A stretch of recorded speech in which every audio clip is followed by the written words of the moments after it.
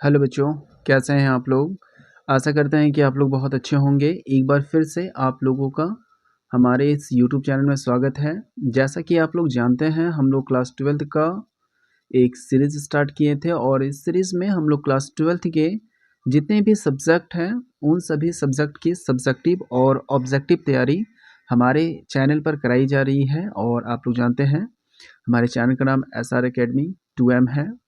हमारे चैनल पर आप लोग क्लास 12th के जितने भी सब्जेक्ट हैं, उन सभी चीज़ों की तैयारी कराई जा रही है और आप लोग में से जो पहले से कंटिन्यू बने होंगे, वो आप लोगों को बहुत अच्छे से पता होगा।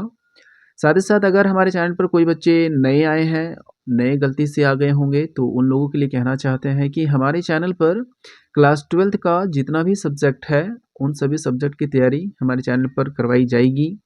और आप लोग जानते हैं कि आप लोग का जो एग्ज़ाम होगा, उसका पैटर्नली इस तरह से है कि आपका ऑब्जेक्टिव 30 नंबर का पूछा जाएगा और बाकी सब्जेक्टिव जो होगा वो 50 नंबर का रहने वाला है। तो हमारी जो टीम है इसी नए पैटर्न पर आप लोग का काम कर रही है और आप लोग का जो नया पैटर्न में एग्ज़ाम होने वाला है, उसी पर हमारा जो क्वेश्चन सेट हो रहा है, उसी से हो रहा है। सिलेबस के अकॉर्डिंग जिस चैप्टर से रिड्यूस कर दिया गया है, हम लोगों ने उस रिड्यूस चैप्टर से एक भी क्वेश्चन नहीं डाला है। आप लोग का बेस्टली जिस तरह से एग्ज़ाम होगा इस बार का, उसमें हम लोग की टीम उस पर काम कर रही है। आप लोग ये जानते हैं, जो सब्जेक्टिव 50 नंबर का है, इसमें 2 मार्क्स का, 3 मार्क्स का और साथ ही साथ 5 मार्क्स का। 3 मार्क्स और 5 मार्क्स, ये आपका 3 टाइप का क्वेश्चन जो है वो पूछा जाएगा। तो हम लोग इसी पर काम कर रहे हैं। अगर आप लोग हमारे चैनल पर बने होंगे, तो हम लोग हिस्ट्री और पॉलिटिकल साइंस का सब्जेक्टिव और ऑब्जेक्टिव ख़त्म कर लिए हैं। उसके बारे में हम कंप्लीट भी करा चुके हैं और साथ ही साथ इसकी श्योरिटी भी लेते हैं कि जितना भी हमारे चैनल पर कराया जाएगा, इससे बाहर आपके एग्ज़ाम में कुछ भी नहीं पूछा जाएगा। इस चीज़ की गारंटी है। अगर कोई सवाल आता है बाहर, आप आकर वापस हमारे कमेंट पर आकर किसी भी वीडियो पे आप कमेंट कर दीजिएगा कि सर आप जो कराएँ उसमें से नहीं आया। आप बेशक कह सकते हैं। लेकिन हमारी गारंटी है कि इससे बाहर कुछ भी नहीं पूछा जाएगा, तो हम पर भरोसा रखिए। बहुत से ऐसे यूट्यूब चैनल मिलेंगे जिसमें कन्फर्म तो कहते हैं लेकिन आता नहीं है। लेकिन हमारी इस टीम का पूरी तरह से गारंटी है कि जितना यहाँ कराया जाएगा, उतना ही एग्ज़ाम में आने वाला है। तो चलिए स्टार्ट करते हैं। अगर आप लोग मुझसे नहीं देखे होंगे, तो हमारे चैनल के प्लेलिस्ट पे चले जाइए। वहाँ पे आपको क्लास 12th के सब्जेक्टिव और ऑब्जेक्टिव का एक सीरीज़ मिलेगा, जिसमें अभी तक का कराया हुआ सारा वीडियो आपको उसमें मिल जाएगा। और अगर वीडियो पसंद आता है, तो हमारे चैनल को सब्सक्राइब ज़रूर कीजिएगा। आज हम लोग इंग्लिश का देखने वाले हैं। आप लोग को मालूम होगा, हम लोग पिछले क्लास से इंग्लिश अपलोड करना स्टार्ट कर दिया था और इस इंग्लिश का आज हम लोग सेट 2 देखने वाले हैं। इससे पहले सेट 1 अपलोड किया जा चुका है। अगर आप लोग नहीं देखे होंगे, तो इस वीडियो के डिस्क्रिप्शन पे चले जाइए या तो फिर उस प्लेलिस्ट में आप चले जाइए, वहाँ पे आपको इसके बारे में पता चल जाएगा। तो चलिए इसको स्टार्ट करते हैं। जैसा पैटर्न हम यहाँ पे सेट कर रहे हैं ना, ठीक उसी तरह से एग्ज़ाम में रहने वाला है। तो एकदम श्योर रखिएगा कि यही पूछा जाएगा, मतलब यही पूछा जाएगा, ठीक है ना? इससे बाहर का चांसेस ही नहीं बनता है। अगर वीडियो पसंद आएगा, तो आप लोग कमेंट करके बताइएगा कि आपको वीडियो कैसा लग रहा है और साथ ही साथ ये भी है कि अगर जिस सब्जेक्ट पर आप चाहते हैं, उस सब्जेक्ट का भी आप कमेंट कर सकते हैं या जिस भी क्लास का आप चाहते हैं, उस क्लास का भी कमेंट कर सकते हैं।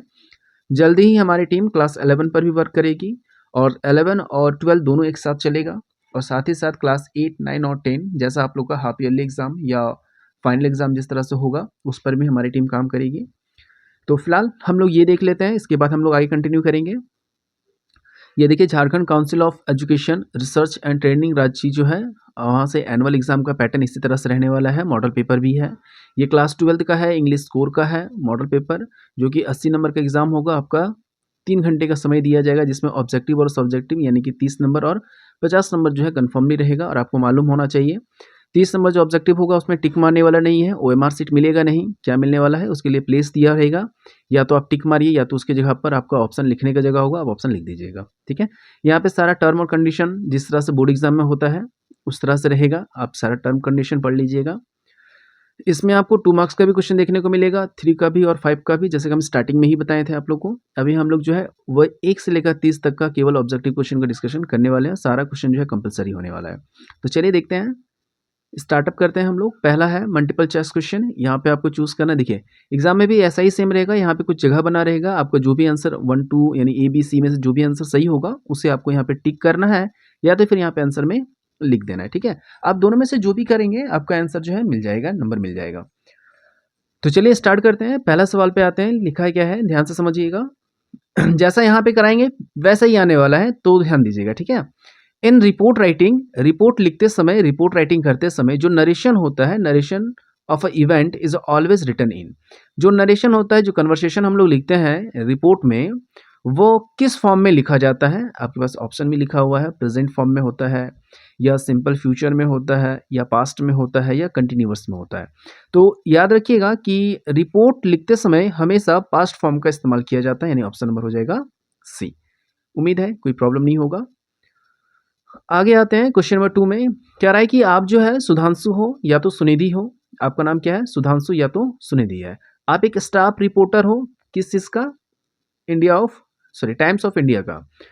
आपसे कहा गया है, आपसे आस्क किया गया है, पूछा गया है कि आपको कवर बताना है, एक कवर लिखना है किस बारे में? इंसिडेंट, एक ऐसा इंसिडेंट हुआ है, डे लाइट रॉबरी। एक घर में चोरी हुआ है दिन के समय में, और उस समय वो जो घर के आदमी हैं उसी घर पे मौजूद थे। तो आप उसके लिए एक टाइटल क्या लिखोगे? एक सूटेबल टाइटल क्या होना चाहिए? तो आपके देखिए 4 ऑप्शन दिया हुआ है, क्वेश्चन समझ गए होंगे।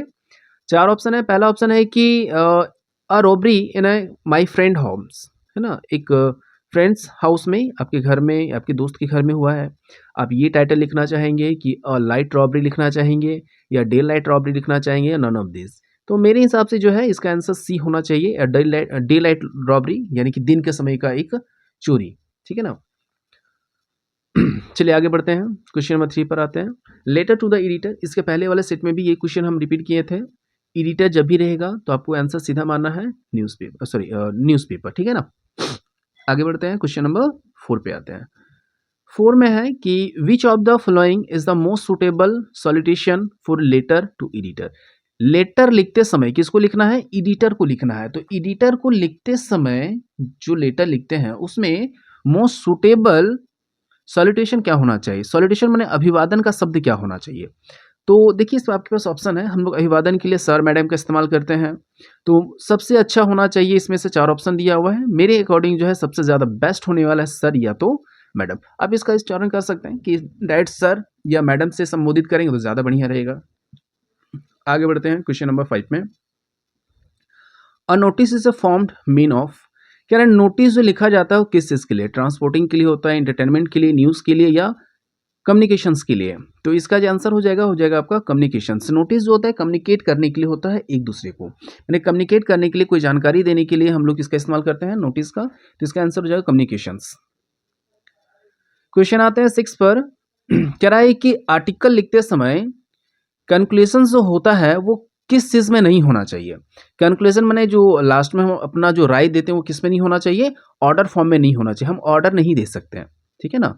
बाकी हम अपील कर सकते हैं, मेजर का सजेशन दे सकते हैं, लेकिन ऑर्डर नहीं दे सकते हैं, ठीक है ना। तो इसमें नॉट पूछा गया है, तो इस हो जाएगा ऑर्डर। क्वेश्चन नंबर 7 पे आते हैं। Which one is the component of article return. कह रहा है आर्टिकल लिखते समय किस कंपोनेंट का इस्तेमाल किया जाता है? तो जब भी आर्टिकल लिखा जाता है बाबू, तो उसमें ध्यान रखिएगा कि हेडिंग या तो टाइटल को सबसे पहले ध्यान में रखा जाता है, ठीक है। तो क्या होगा? हेडिंग या तो टाइटल। क्वेश्चन नंबर आते हैं 8 पर। Which country was defended in the Franco Prussians war. कह रहा है कि जो फ्रांस और प्रशिया का जो युद्ध हुआ था उसमें किस देश की हार हुई थी? ठीक है, डिफेंडेंट मैंने होता है हार। तो इसमें जो है फ्रांस की हार हुई थी। आप लोग का चैप्टर 1 है, द लास्ट लेसन चैप्टर का नाम है, जिसमें आपको स्टोरी में बताया गया था इन दो देशों के युद्ध के बारे में, ठीक है। चलिए आगे बढ़े, क्वेश्चन नंबर 9 पर आते हैं। The rag picker have no identity but they have. देखिए ये सवाल है, इससे पहले वाले सेट में भी कराए थे कि रेग पिकर्स जो है, जो कूड़ा करकट जो है बीनते हैं यानी कि चुनते हैं, उनके पास क्या था? कोई भी आइडेंटिटी नहीं था, लेकिन उनके पास केवल क्या था? राशन कार्ड, है ना। उसके पास क्या था? केवल ration card. Option number C. Option number क्या हो जाएगा? सी। आगे बढ़ते हैं।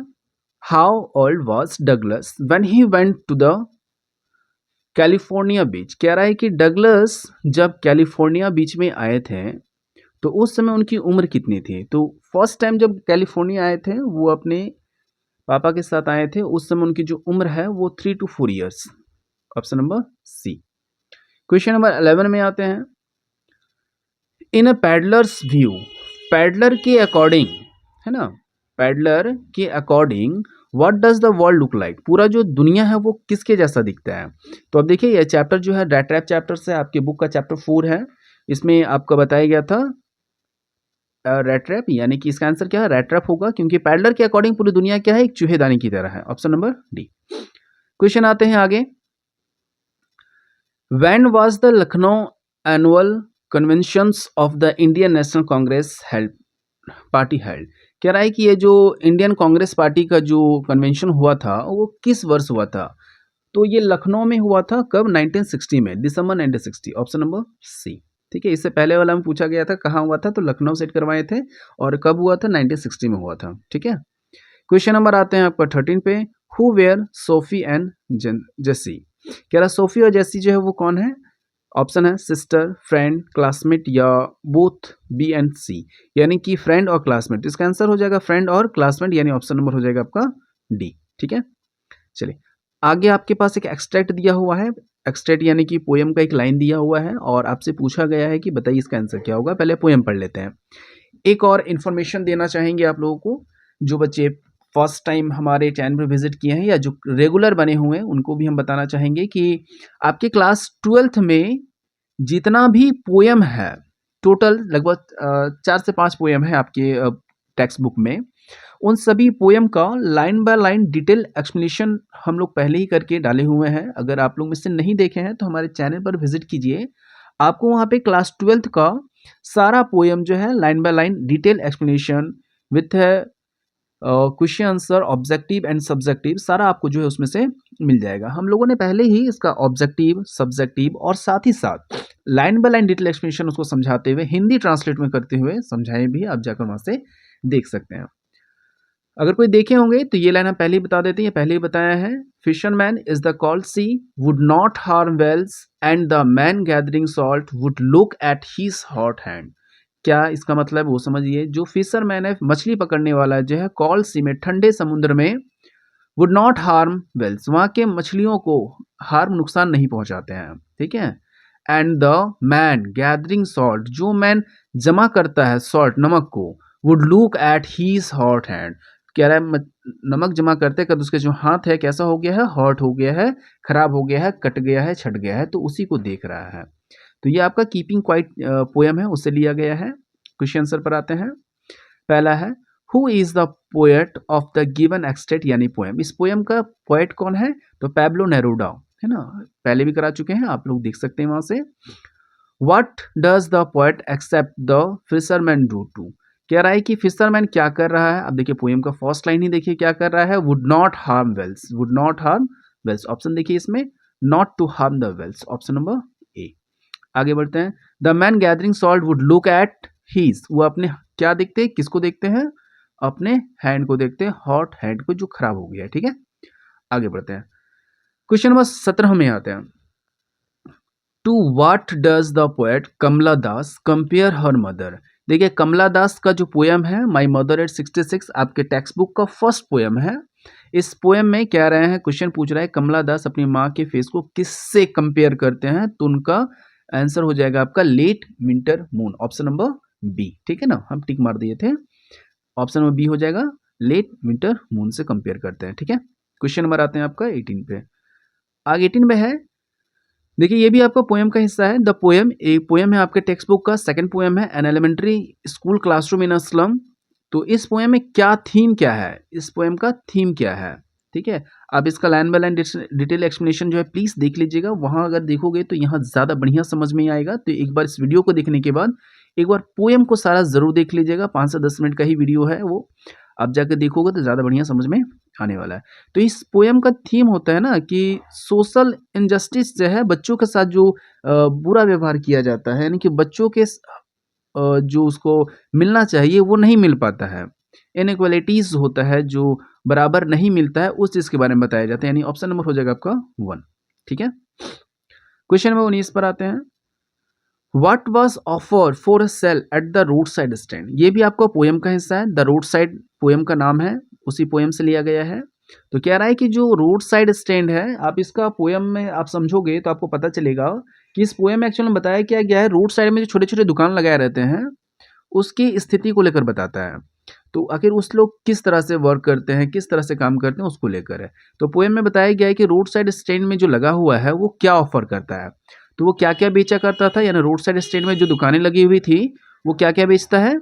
पहला वो बेचता है वाइल्ड बेरीज, यानी जंगली जो जामुन है उनको, साथ ही साथ गोल्डन स्क्वेच, यानी कि ये होता क्या है, पीला कलर का एक फूल होता है, फल टाइप का होता है, जिसे बेचा करता था। यानी इसका आंसर हो जाएगा option number C, both A and B. Question number आते हैं 20 पे। What are any junks tiger do. देखिए ये भी आपका पोएम से है, लास्ट पोएम है, ये आपका लास्ट सबसे लास्ट पोएम है। इसमें एनिस जंक्स का टाइगर के बारे में बताया गया है। तो एक्चुअली वो टाइगर बीनती है, एक फ्रेम है जिसपे वो टाइगर का डायग्राम बनाती है। तो कह रहा है कि वो क्या कर रही है, जो टाइगर वो क्या कर रहा है, जंपिंग अक्रॉस टू स्क्रीन, वो स्क्रीन से जंप हो जाता है। तो आप पोएम को समझिएगा, ज़्यादा बढ़िया समझ में आएगा। उम्मीद है कि क्वेश्चन नंबर 20 तक किसी को कोई प्रॉब्लम नहीं हुआ होगा, और आशा करते हैं कि आप लोग वीडियो को एंजॉय ज़रूर कर रहे होंगे। अगर वीडियो पसंद आ रही है तो प्लीज़ अपने दोस्तों को शेयर ज़रूर करना, और साथ ही साथ आप कमेंट करके बताना कि आपको वीडियो कैसी लग रही है। चलिए उम्मीद करते हैं कि बढ़िया समझ में आ रहा होगा। क्वेश्चन नंबर 21 पर आते हैं। Who offered shelter to the peddler. Peddler को रहने के लिए जगह कौन देता है। आप लोग चैप्टर पढ़े होंगे, रेड ट्रैप चैप्टर से ही है, रहने के लिए जगह कौन देता है। तो इसका आंसर हो जाएगा एन ओल्ड क्राफ्टर, वो जो घर का मालिक था, वो जो रोड साइड में जो घर था वो। ठीक है। क्वेश्चन नंबर आते हैं 22 पे। Who was Charlie's wife. Charlie की जो है वाइफ कौन था, लूसिया, ऑप्शन नंबर बी। आगे बढ़ते हैं। Who was Yumi. कह रहा यूमी कौन थी, तो ये है सर्वेंट। ये चैप्टर बताते हैं आपका द एनिमी चैप्टर है आपका बुक का, टेक्स्ट बुक का। वहां से जो यूमी है वो वहां की सर्वेंट है ना। और उस चैप्टर में आपको डॉक्टर सदाओ के बारे में बताया गया है। वो एक जापानीज डॉक्टर है जो एक एनिमी की जिनका नाम क्या था, जैम, उनका इलाज करता है ना। तो यहाँ पे क्या हो जाएगा, who was Yumi servant. Question number 24 पर आते हैं। हु वाज डॉक्टर सदाओ। अभी बताएं कौन है डॉक्टर सदाओ। वो जापानीज डॉक्टर, ऑप्शन नंबर ए। क्वेश्चन नंबर आते हैं 25 पे। आप लोग महाराजा वाला चैप्टर पढ़े होंगे, द टाइगर जो चैप्टर था आपका। तो उसमें क्या है, क्वेश्चन 25 पढ़ लेते हैं पहले। How many rings did the Maharaja send to the British officer गोल्डेडी। कह रहा है कि वो जो महाराजा है टाइगर को मारने के लिए, उसे 100 टाइगर मारना था ना, क्योंकि बचपन में ही प्रिंसेस ने क्या दिया था कि आपकी मौत किससे होगी, टाइगर के काटने से। लेकिन उसने कहा था कि इससे बचने के लिए 100 टाइगर को अगर हत्या कर दी जाए, मार दिया जाए, तो क्या होगा कि और टाइगर मैंने टाइगर से उनकी हत्या नहीं होगी, 100 टाइगर को मारना था। इसलिए उन्होंने वहां से भी शादी की जहाँ पे टाइगर ज्यादा थे, सभी टाइगर को मार दिया था, 100 टाइगर भी मार दिया गया था। लेकिन उसकी मौत कैसे हुई थी, एक लकड़ी वाला टाइगर से, है ना।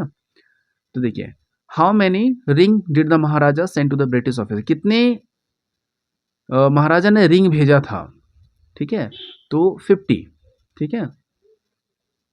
Question number 26। Each story told by Jack and small creature. जब भी जैक कोई कहानी सुनाता था उस समय वो एक छोटा सा क्रिएचर बनाता था, है ना। हर एक स्टोरी में वो क्रिएचर बनाता, इसका नाम क्या था।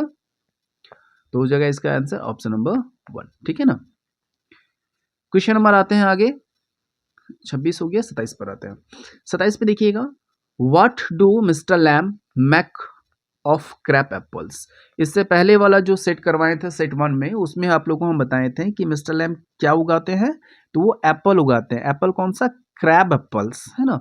और उसका इस्तेमाल किस में करते थे, उस वाले वीडियो में हम बताए भी थे, उसका इस्तेमाल जैम बनाने में किया जाता था। यानी इसका आंसर क्या हो जाएगा, जैम, ऑप्शन नंबर डी। ठीक है। आगे बढ़ते हैं क्वेश्चन नंबर 28 पे, यानी 28 नंबर पे।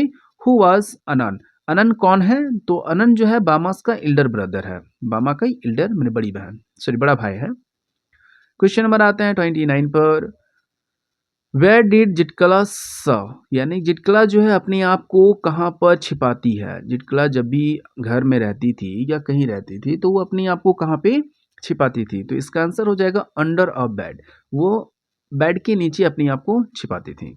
लास्ट सवाल पे आते हैं, और ये सवाल पिछले वाला सेट में कराए भी थे। क्या है देखो, let tiger be ever. Tiger से सावधान। हु सेड, किसने कहा था, तो आपको आंसर पता होगा। प्रिंसेस ने कहा था, प्रिंस ने कहा था, प्रिंसेस नहीं प्रिंस ने कहा था, जिनका नाम क्या था, जंग जंग बहादुर। उन्होंने इस चीज़ का शब्द का इस्तेमाल किया था।